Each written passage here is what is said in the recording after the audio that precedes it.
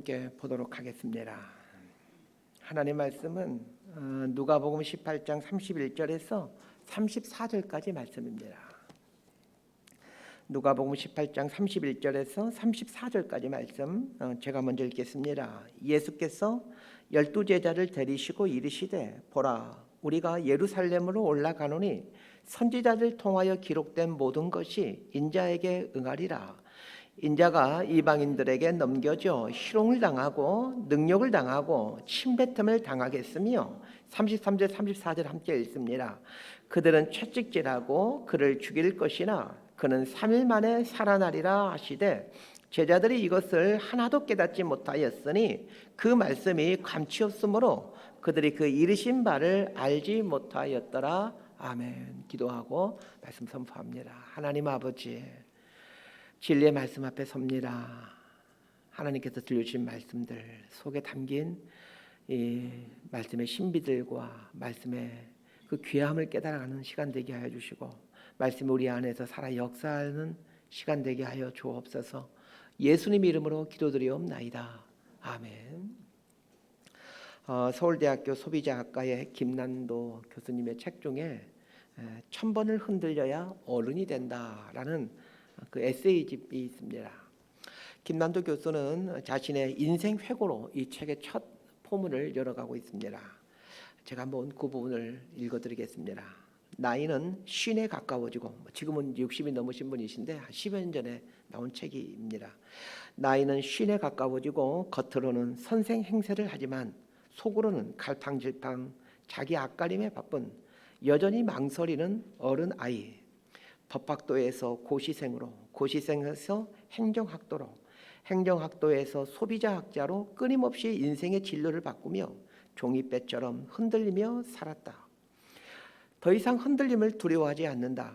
여태껏 그렇게 흔들리면서 어른이 되어 온 것이므로 나는 아마도 영원히 흔들릴 것이다. 그 동요와 끝까지 함께할 것이므로 그리고 그 동요가 지금의 나를 만들어내고 있으므로 김난도 교수는 어른이 되기까지 숱한 흔들림을 겪어왔다라고 그리고 어른이 되고 사회 지성인으로 인정받는 지금도 여전히 흔들림을 겪고 있다라고 고백합니다. 이 책이 말하고 싶은 것은 사람은 어른이 되어도 여전히 흔들리고 있다는 것입니다. 그러나 진짜로 하고 싶은 이야기는 사람은 이 흔들림을 통해 요동치며 성장해 간다는 것입니다. 이 책의 키워드는 성장입니다. 성장을 위해서는 성장통을 겪게 되는데 그 성장통을 1000번의 흔들림이라는 문학적 표현을 사용하고 있습니다. 인생이 흔들리면서 성장하듯이 신앙도 흔들리면서 성장합니다. 삶과 신앙은 흔들리면서 성장하기에 예수님은 제자들을 부르신 후 무단히도 그들을 흔드셨습니다. 말씀을 통해 흔들기도 하셨고 기적을 통해 흔들기도 하셨습니다. 그러나 제자들의 삶과 신앙을 가장 크게 흔든 것은 예수님의 십자가입니다. 십자가가 주는 흔들림의 진폭이 클 것이라는 것을 예수님은 잘 알고 계셨습니다. 그래서 초창기에는 십자가에 대한 말씀을 전혀 하지 않으십니다. 제자들과 함께할 시간이 얼마 남지 않게 되었을 때 십자가를 지기 위해 예루살렘으로 출발하시면서 십자가에 대한 말씀을 처음으로 하시고 예루살렘에 도착하기 전까지 3번에 걸쳐 십자가를 반복해서 말씀하십니다. 십자가를 지기 위해 예루살렘으로 올라가는 길이 올라가는 길지 않은 기간 동안 3번이나 반복해서 십자가를 말씀하셨다는 것을 기억하셔야 됩니다. 십자가에 대해 처음 말씀하신 때가 마태복음 16장인데 가이사랴 빌립보에서 예수님은 너희는 나를 누구라 하느냐 라는 질문으로 이 십자가에 대한 말씀을 시작하십니다. 너희는 나를 누구라 하느냐? 이 예수님의 질문에 베드로는 제자들을 대표해서 주는 그리스도시요 살아계신 하나님의 아들입니다 라고 고백합니다. 이 신앙 고백을 들으신 후 예수님은 당신이 십자가에 달려 죽게 된다는 말씀을 처음으로 하십니다. 베드로의 분명한 신앙 고백이 있은 후 십자가에 대한 말씀을 하신 것은 예수님에 대한 분명한 신앙 고백이 없는 상태에서 십자가에 대한 이야기는 도리어 역효과만 난다라는 것을 아셨기 때문입니다. 예수님에 대한 분명한 신앙 고백이 없는 사람에게 십자가는 기독교 신앙에 대한 걸림돌이 될 뿐입니다. 가이사랴 빌립보는 이스라엘의 가장 북쪽에 있는 도시입니다. 가이사랴 빌립보에서 십자가에 대한 말씀을 처음 하신 예수님은 조금 더 내려와 갈릴리의 가버나움에서 다시 한번 당신이 십자가에 달려 죽는다라는 말씀을 하십니다. 그리고 오늘 보면 예루살렘 지근에 있는 여리고에 거의 이르게 되었을 때에 다시 한번 십자가에 달려 죽게 된다라는 말씀을 하십니다. 저는 오늘 본문을 묵상하다가 저 자신에게 질문을 던졌습니다. 나는 십자가에 대한 이야기를 들을 만한 수준에 이르는가? 여러분에게 묻고 싶습니다. 여러분은 십자가에 대한 이야기를 들을 만한 수준에 이르렀습니까? 십자가에 대한 이야기를 들을 만한 수준이 되었다라는 뜻은 예수님이 나를 위해 십자가에 달려 돌아가셨다 이런 차원이 아닙니다. 예수님을 믿는 자가 가야 할 길이 십자가의 기름을 인정하고 받아들이는 차원입니다. 자, 31절 말씀을 우리 함께 읽도록 하겠습니다. 시작.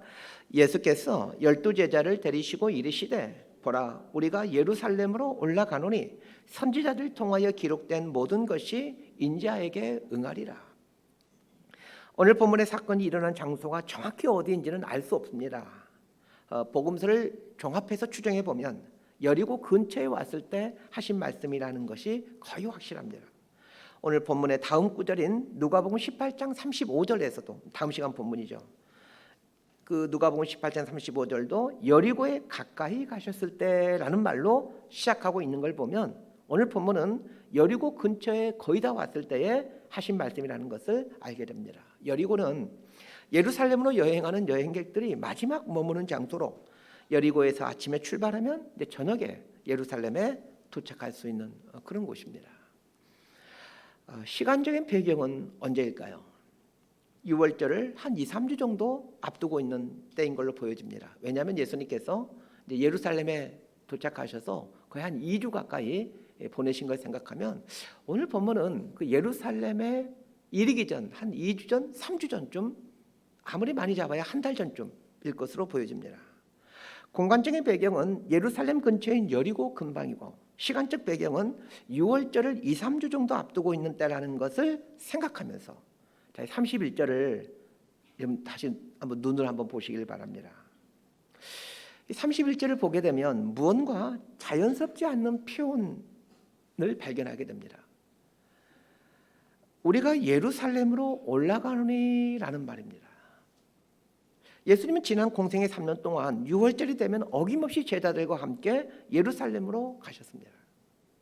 6월절을 2, 3주 앞두고 있는 때이고 갈릴리에서 이곳까지 온 것도 예루살렘으로 가기 위함이었고 그렇게 예루살렘으로 간다는 것은 다 누구나 알고 있는 사실입니다.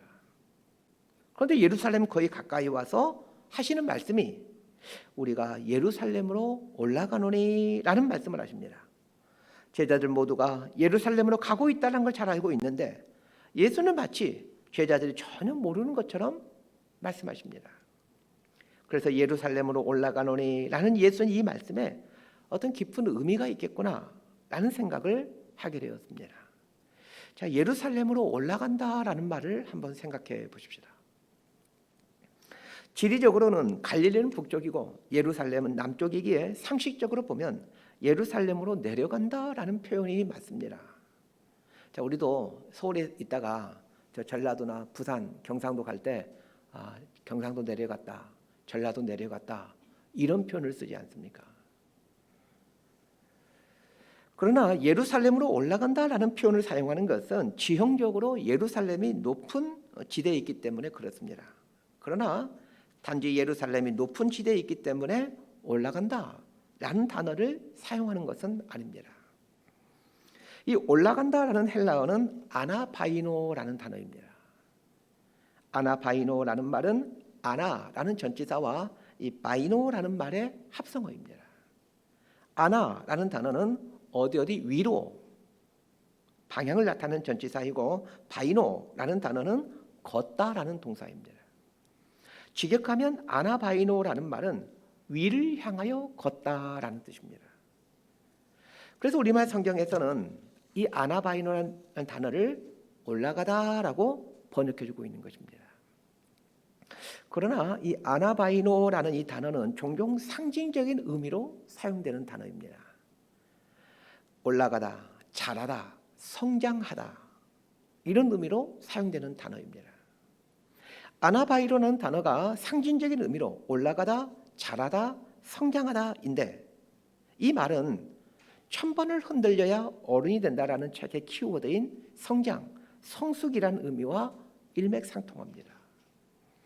예수님께서 예루살렘으로 가시는 목적은 십자가에 달려 죽기 위함입니다. 인간적인 눈으로 보면 죽으러 가는 길이기에 현재 처해진 상황보다 훨씬 더 악화되는 추락하는 길입니다. 그렇다면 우리가 예루살렘으로 내려가노니라는 표현이 지금의 상황에서 훨씬 더 적합한 표현일 것입니다. 그럼에도 예수님은 우리가 예루살렘으로 올라가노니라고 말씀하십니다. 예수님 말씀처럼 십자가가 기다리고 있는 예루살렘으로 여행은 올라가는 여행입니다. 왜냐하면 예수님이 이 땅에 오신 목적을 달성해가는 길이기 때문입니다. 참된 기독교 복음은 낮은 곳으로 우리의 삶을 이끌어갑니다. 기독교는 아주 역설적인 종교입니다. 죽는 것이 사는 것이라고 말을 하고 낮아지는 것이 높은 것이라고 말을 하는 종교입니다. 그러기에 예수님은 십자가가 기다리고 있는 그 예루살렘으로의 여행을 올라간다라고 표현하신 것입니다. 제자들의 입장에서 생각해 보십시다. 제자들은 예수님과 함께 예루살렘으로 향해 가고 있습니다. 묻겠습니다. 제자들 역시 예수님처럼 예루살렘으로 향하고 있는 이 길이 올라가는 길입니까? 예수님과 함께 예루살렘으로 향하고 있지만 제자들의 마음은 십자가가 아니라 영광으로 가득 차 있습니다. 예수님께서 6월절에 예루살렘에 온 수많은 군중들을 동원해 로마군과 헤롯 정권을 무너뜨리고 새로운 왕조를 세울 것이라는 기대로 가득 차 있었습니다. 이것이 그 당시 예수님이 십자가 달려 돌아가시러 예루살렘으로 가고 있을 때 이스라엘에 일어난 사람들의 상황이고 사람들의 어떤 그 민심이었습니다. 제자들에게 있어서 예루살렘으로 이번 여행은 희망과 기대로 부푼 인간적으로 보면 올라가는 여행이었지만 하나님의 눈으로 보면 내려가는 여행이었습니다. 예수님과 같은 길을 가고 있지만 그들의 길은 전혀 다른 길이었습니다. 우리가 이럴 수 있습니다. 같은 길을 가고 있는 것 같지만 사실은 전혀 다른 길을 가고 있을지도 모릅니다. 제자들이 예수님과 일행이 되어 같은 목적지인 예루살렘을 향해 가고 있었기에 같은 길을 가고 있는 것처럼 보여집니다. 그러나 전혀 다른 길을 가고 있었던 것처럼 우리가 함께 예수님을 믿는 신앙생활을 하고 있다고 하지만 어쩌면 우리는 서로 다른 길을 가고 있는지도 모릅니다.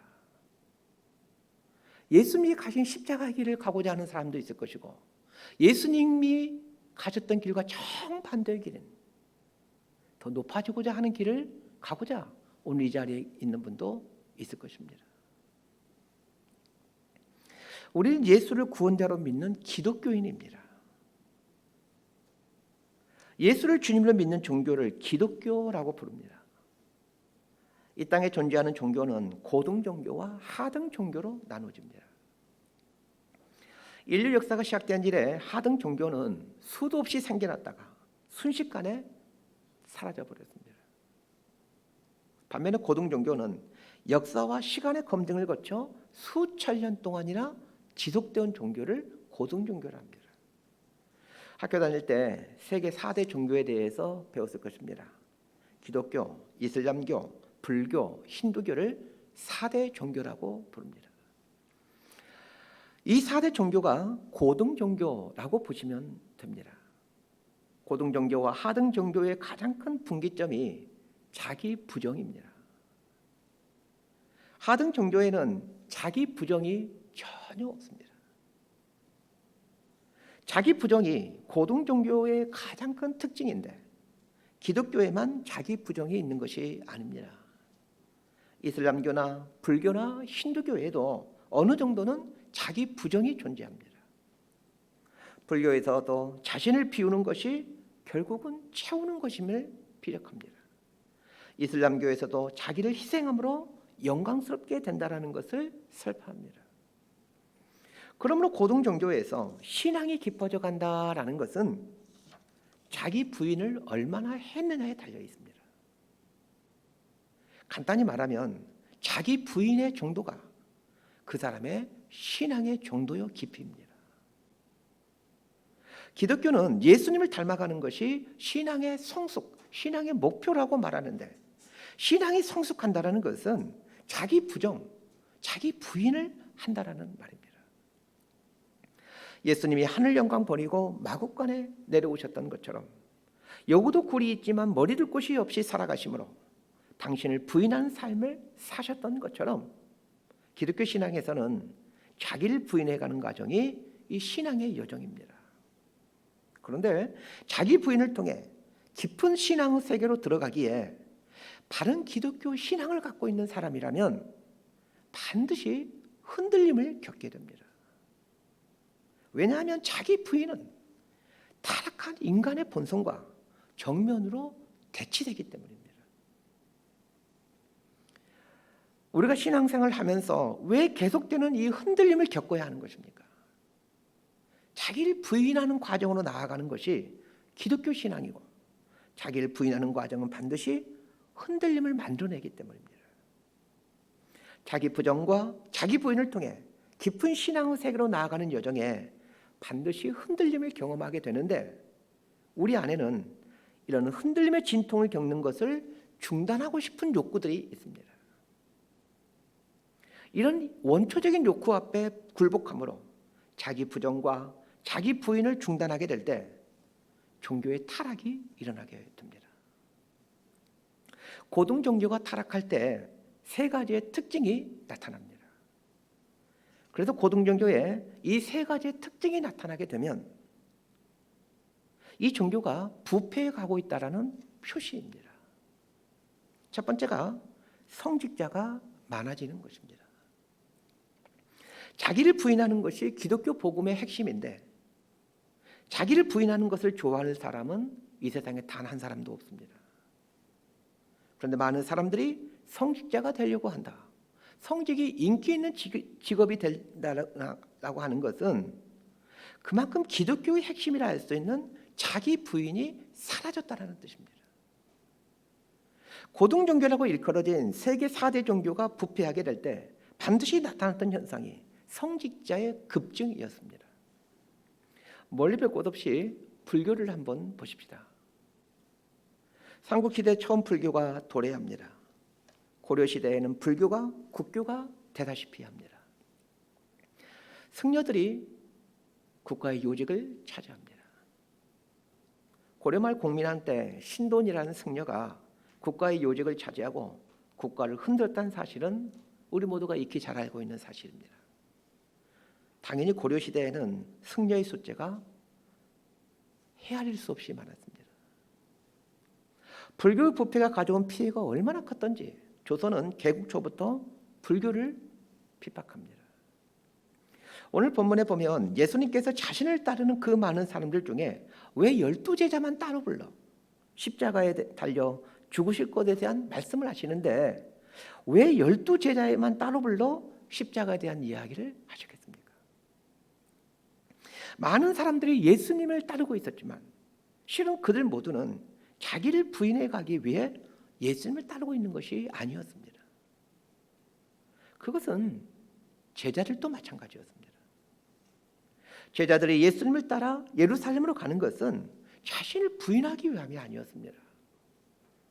그럼에도 12제자를 따로 불러 말씀하신 것은 그나마 제자들은 예수님으로부터 숱한 가르침을 받아왔기에 비록 지금은 십자가가 전혀 이해되지 못할지라도 언젠가는 십자가의 의미를 알고 예수님이 가신 십자가의 길을 갈 것을 아셨기 때문입니다. 예수님이 가시는 길이 자신을 부인하고 십자가에 달리는 길이라는 것을 알았다면 그리고 예수님을 따르는 것이 예수님의 길을 가는 것임을 알았다면 그렇게 많은 사람들이 예수님을 따를 수 없습니다. 그러기에 성직자들이 많아진다라는 것은 그만큼 우리 기독교가 타락했다라는 증거입니다. 다행히 몇 년 전부터 목회자가 되려고 하는 젊은이들이 많이 줄었습니다. 젊은이들의 헌신도가 떨어졌다라는 우려의 평가도 있지만 또 다른 측면에서 보게 되면 우리 조국의 기독교가 본래의 기독교로 회복될 수 있다라는 가능성이 생겼구나라는 이렇게 해석할 수도 있을 것 같습니다.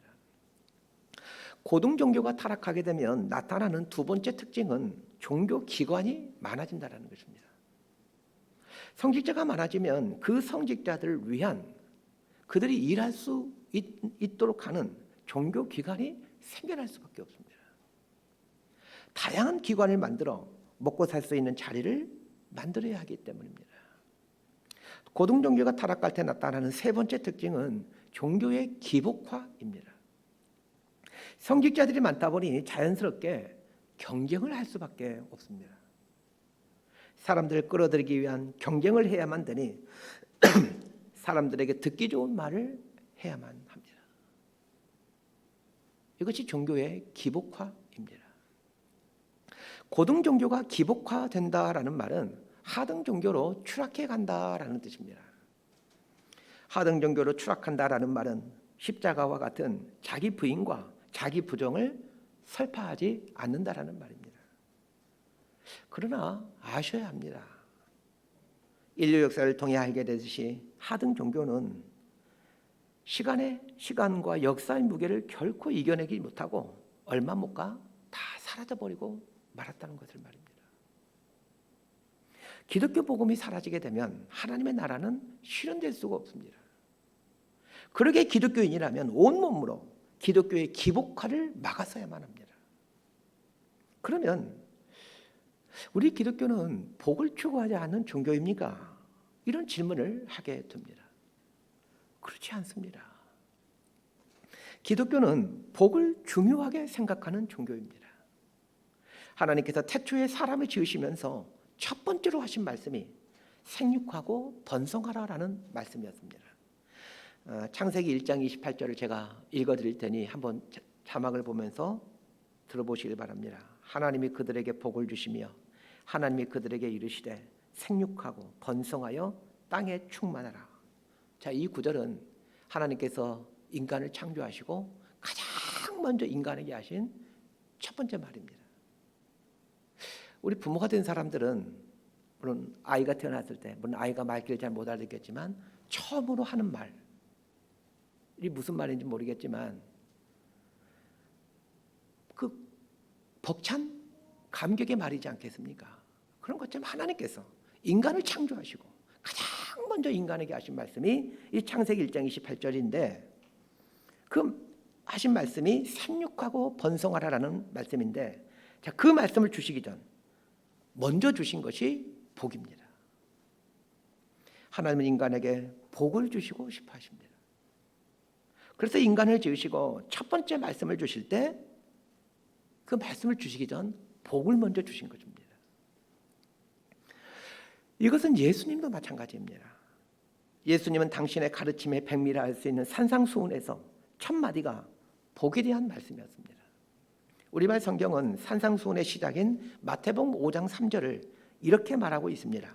심령이 가난한 자는 복이 있나니 천국이 저희 것이며. 그러나 원어인 헬라어 성경은 이 8개의 이 팔복을 말하는 각 구절마다 마카이로스라는 말로 시작합니다. 팔복에 대한 말씀을 기록하고 있는 마태복음 5장 3절부터 11절까지를 보면 마태복음 5장 3절도 마카이로스라는 말로 시작하고 4절도 마카이로스, 5절도 마카이로스. 이렇게 8가지 복의 맨 앞 구절에 첫 번째로 등장한 단어가 마카이로스라는 단어입니다. 마카이로스라는 말은 복이 있도다라는 말입니다. 예수님 역시 당신의 첫 번째 설교를 통해 우리에게 복을 선포하셨습니다. 그런데 그 복이 무엇입니까? 마음이 가난한 것, 애통하는 것, 온유한 것, 의에 줄이고 목마른 것, 긍휼히 여기는 것, 마음이 청결한 것, 화평하게 하는 것, 의를 위하여 박해를 받는 것입니다. 그렇다면 우리 정직하게 한번 돌아보십시다. 예수님께서 말씀하신 이런 복들을 간절히 소망하고 있으십니까? 마음이 가난해지는 것보다 소유가 많아지는 것을 복이라고 여기고 있지 않습니까? 의를 위하여 박해를 받는 것보다 편안하게 사는 것이 복이라고 생각하지 않습니까? 소유가 많아지는 것을 복이라고 생각했는데 마음이 가난해지는 것이 진짜 복임을 깨닫고 그것을 추구해가는 과정이 신앙생활이요, 그러한 과정이 자기 부인의 과정입니다. 편안하게 사는 것이 복이라고 생각해 왔는데 의를 위하여 박해를 받는 것이 복임을 깨닫고 그거를 추구하며 사는 것이 신앙생활이고, 그리고 그것이 자기 부인의 과정입니다. 오늘 본문에서 무엇이 진짜 아나바이노, 올라가는, 성장하는, 성숙하는 신앙이라고 말씀하고 있습니까? 이방인들에게 넘겨져 희롱을 당하고 능욕을 당하고 결국은 죽임을 당하는 것, 이것이 아나바이노, 올라감의 삶이라고 예수님은 말씀하고 있습니다. 신앙생활 하는 동안 계속해서 더 깊은 자기 부인의 과정으로 나아간다면 우리의 신앙생활은 올라감의 신앙생활이 됩니다. 그러나 신앙 연수가 늘어나고 있지만 십자가로부터 멀어지는 삶을 산다면 우리의 삶과 신앙은 내려가고 있습니다. 여러분은 신앙생활 연수가 늘어날수록 올라가는 삶을 살고 있습니까? 내려가는 삶을 살고 있습니까? 그러면 왜 예수님은 우리가 이 십자가의 삶을 살기를 원하시는 것입니까? 예수님께서 제자들에게 3번 당신의 십자가에 대해서 말씀하시는데 3번 모두 공통적인 특징이 있습니다. 예수님이 십자가를 말씀하시면서 한 번도 십자가만 말씀하신 적이 없다라는 것입니다. 십자가를 말씀하시고 나서 반드시 부활을 말씀하셨다는 것입니다. 자, 오늘 본문 33절을 보면서 그게 사실인지 아닌지를 한번 보십시다. 시작. 그들은 채찍질하고 그를 죽일 것이나 그는 3일 만에 살아나리라 하시되. 십자가에 대한 첫 번째 말씀을 하실 때도 마찬가지였습니다. 우리 마태복음 16장 21절도 함께 읽으십시다. 시작. 이때로부터 예수 그리스도께서 자기가 예루살렘에 올라가 장로들과 대제사장들과 서기관들에게 많은 고난을 받고 죽임을 당하고 제3일에 살아나야 할 것을 제자들에게 비로소 나타내시니. 자, 십자가에 대한 두 번째 말씀을 하실 때와 관련된 말씀도 한번 보십시다. 마태복음 17장 22절과 23절입니다. 시작. 갈릴리에 모일 때에 예수께서 제자들에게 이르시되 인자가 장차 사람들의 손에 넘겨져 죽임을 당하고 제3일에 살아나리라 하시니 제자들이 매우 근심하더라. 십자가를 말씀하시는데 3번 모두 예수님은 부활을 말씀하셨습니다. 우리의 실수가 무엇입니까? 십자가가 없는 영광, 십자가가 없는 부활을 기대하고 있다는 것입니다. 그러나 십자가가 없는 영광과 부활은 있을 수가 없습니다. 십자가 없는 부활과 영광을 외치는 것이 기독교의 기복화입니다. 20세기 최고의 영성가로 추앙받는 헨리 나우엔이 기독교인이 되어서 신앙생활을 한다라는 것이 무엇인지에 대해서 그의 책에서 이렇게 설명해 주고 있습니다. 자막에 좀 써왔는데 양이 조금 많아서 글자 크기를 좀 작게 했습니다. 제가 한번 읽어드릴 테니 글씨가 작지만 한번 자막을 잘 보시길 바랍니다. 영적 생활을 영위한다라는 것은 살아있는 그리스도가 되는 것을 의미한다. 최대한 그리스도를 닮으려고 애쓰는 것만으로는 충분하지 않다. 다른 사람들에게 예수님을 일깨워 주는 것만으로도 충분하지 않다. 오히려 영적 생활은 우리에게 훨씬 더 철저한 요구를 한다. 즉 그것은 시공간 속에서, 즉 지금 여기에서 살아있는 그리스도가 되는 것이다. 참으로 위대한 말이지만 참으로 무서운 말입니다. 예수님을 믿는다는 것은 그분을 닮으려고 애쓰는 것을 지나서 그분, 즉 그리스도가 되는 것이라는 이 말씀이 얼마나 위험한 말입니까? 그러나 얼마나 영광스러운 말입니까? 그렇다면 우리의 삶에서 십자가를 진다는 것, 십자가의 삶을 살아낸다는 것은 구체적으로 어떤 삶을 산다라는 말입니까? 오늘 본문은 4절밖에 되지 않습니다. 그러나 이 짧은 구절 아래 아주 의미 있는 단어들이 등장하고 있는데, 첫 번째가 위에서 쭉 설명해 왔던 아나바이노, 올라가다라는 단어이고, 이 두 번째 아주 의미 있는 중요한 단어가 넘겨지다라는 단어입니다. 자, 32절 말씀을 우리 함께 읽도록 합니다. 시작. 인자가 이방인들에게 넘겨져 희롱을 당하고 능욕을 당하고 침뱉음을 당하겠으며.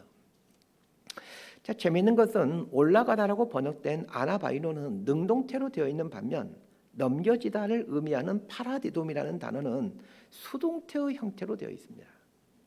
십자가의 삶은 내가 능동적으로 취하는 것입니다. 자기 부정과 자기 부인의 삶은 내가 능동적으로 선택하는 것입니다. 그러나 십자가를 선택하고 나면 그 다음부터 삶의 모양이 달라지는데, 십자가를 선택하는 신앙인의 삶의 모양은 아이러니하게도 수동적인 삶입니다. 예수님은 대제사장들과 서기관들에게 넘겨진 후에는 수동적인 삶으로 변하십니다. 십자가를 지기 전에는 예수님은 항상 앞서서 가셨고 제자들을 이끌고 다니셨습니다. 그러나 십자가를 지기 위해 대제사장들에게 넘겨진 이후에는 사람들이 이끄는 대로 갑니다. 당신이 선택한 십자가이지만 골고다 언덕으로 가실 때 사람들에게 이끌림 받아 가십니다. 당신이 선택한 십자가이지만 옷을 벗김당하고 못 박힘을 당하십니다. 얼마든지 이 상황에서 능동적으로 대응할 수 있는 힘이 있으셨지만 수동적으로 자신을 내어주십니다. 이처럼 십자가를 지는 삶을 산다는 것은 나의 필요가 아닌 사람들의 필요, 나의 필요가 아닌 하나님의 필요에 이끌려 살아가는 삶을 산다라는 말입니다. 목회자가 된 이후에 제 깐에는 하나님이 원하시는 곳으로 사람들이 나를 필요로 하는 곳에 서 있으려고 애를 썼지만 한 30여 년이 지난 뒤에 뒤돌아보면 목회자로 살아온 상당 기간이 내가 가고 싶은 곳에서 내가 하고 싶은 사역을 하며 살아왔음을 보게 됩니다. 나 자신에 대해 예수님께 드려진 사람, 바쳐진 사람이라고 고백하였기에 넘겨진 사람답게 수동적인 삶을 살아야 되는데, 그러나 늘 능동적인 삶을 살아왔습니다. 예수님을 구주로 믿는다 하였지만 나를 부정하는 삶을 사는 것이 아니었습니다. 오늘 설교 제목이 다시 듣는 기독교입니다. 오늘 말씀을 보면서 우리가 믿는 기독교가 어떤 종교인지, 무엇을 지향하는 종교인지를 새롭게 깨닫기를 기대해 봅니다. 그래야 기존에 갖고 있던 그 기독교에 대한 기대와 소망이 흔들리셨으면 좋겠습니다. 바로 없기는 오늘 저희 설교가 여러분들이 갖고 있던 기독교에 대한 신념을 흔들었으면 좋겠습니다. 오늘 본문의 상황은 유월절을 앞두고 예수님과 제자들이 예루살렘으로 향하고 있을 때인데, 본문에 나와 있지 않지만 수많은 사람들이 예수님을 따르고 있습니다. 그런데 예수님은 12제자만 따로 불러서 오늘 본문의 말씀을 주십니다. 예수님이 따로 부르신 12제자를 상상해 보십시다.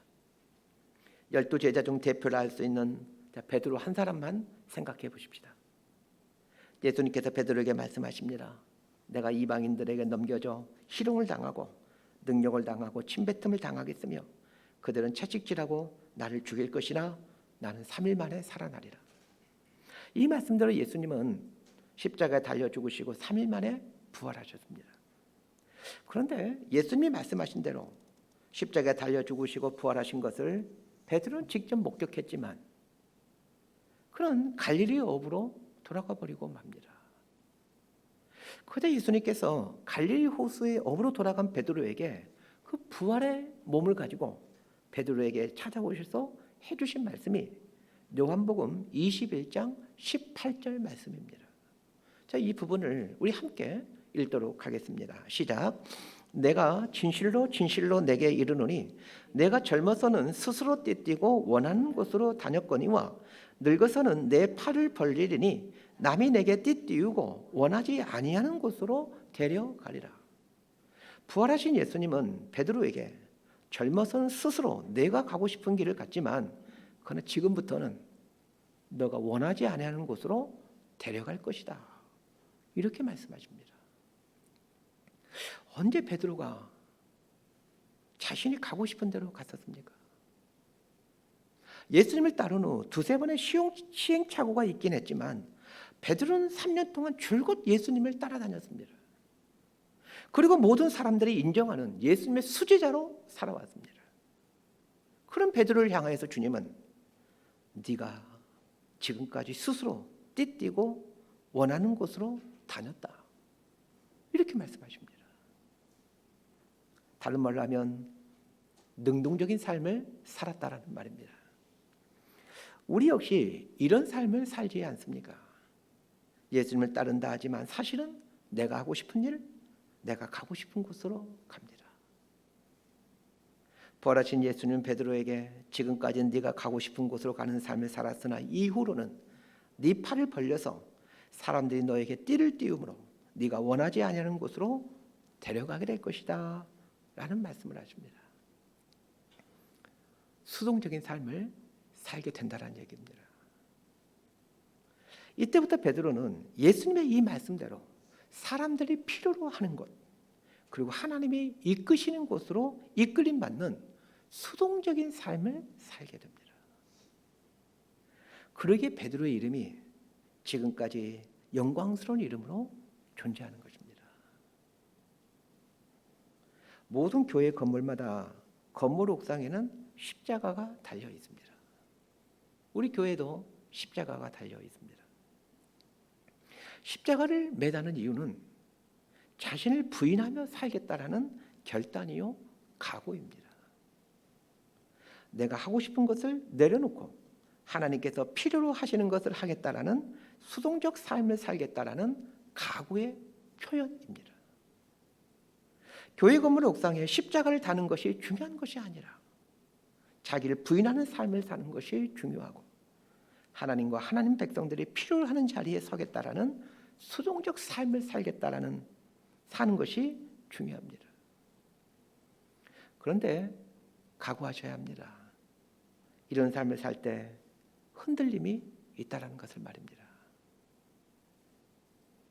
그러나 이것도 아셔야 합니다. 흔들림을 통해 우리의 삶과 신앙은 그제서야 깊어져 가고 익어간다는 것을 말입니다. 말씀 정리합니다. 예수님과 함께 길을 가고 있지만 예수님과 상반된 목적을 갖고 예루살렘으로 올라가는 군중들과 제자들을 생각해 봅니다. 하나님의 도시라고 하는 예루살렘을 향해 올라가고 있었지만 정작 그들이 가는 길은 하나님으로부터 멀어지는 내려가는 길이었습니다. 그러하기에 그들은 순식간에 하나님의 도시라는 예루살렘에 이르렀을 때에 저 사람을 십자가에 매다소서 외치는 폭도로 변해가고 제자들 역시 예수님이 잡히실 때 어둠을 틈타 슬그머니 그 자리를 떠나버렸고 심지어 베드로는 예수님 면전에서 예수님을 저주하며 부인하는 파렴치한 사람이 되었던 것입니다. 오늘 우리가 예수님을 믿으면서도 이 자리에 예배를 드리면서도 이와 같은 삶을 살 수 있다는 것을 아셔야 합니다. 나와 여러분의 신앙은 올라가는 삶입니까? 아니면 내려가는 삶입니까?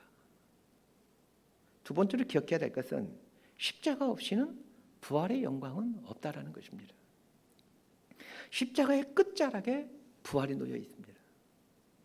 신앙생활이란 계속해서 자신을 부인해가는 과정입니다. 내가 하고 싶은 일을 내려놓고 내가 가고 싶은 곳을 내려놓고 하나님이 부르신 곳으로 하나님의 사람들이 필요로 하는 곳으로 나를 내어드리는 수동적 삶을 사는 것이 자신을 부인해가는 과정입니다. 그런데 아십니까?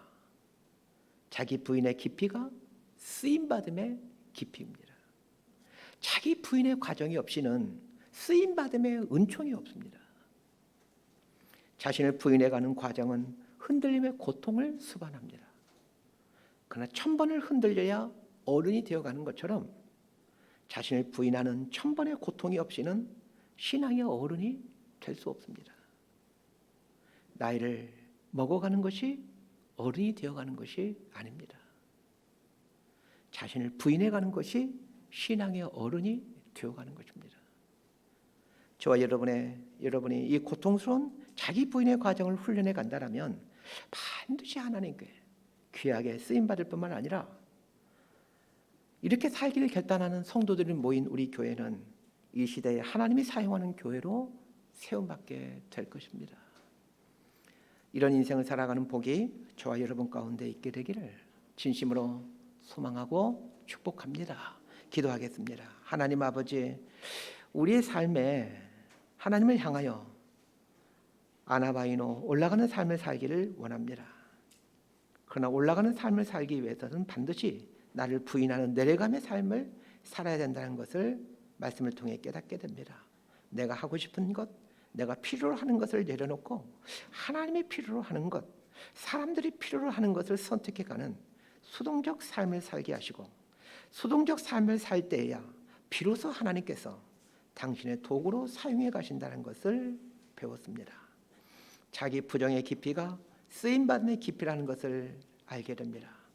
우리에게 주어진 이 인생을 그냥 살지 않게 하시고 하나님께 존귀하게 쓰임받는 복 있는 인생을 살아갈 수 있도록 은총을 베풀어 주옵소서. 예수님의 이름으로 기도드리옵나이다. 아멘.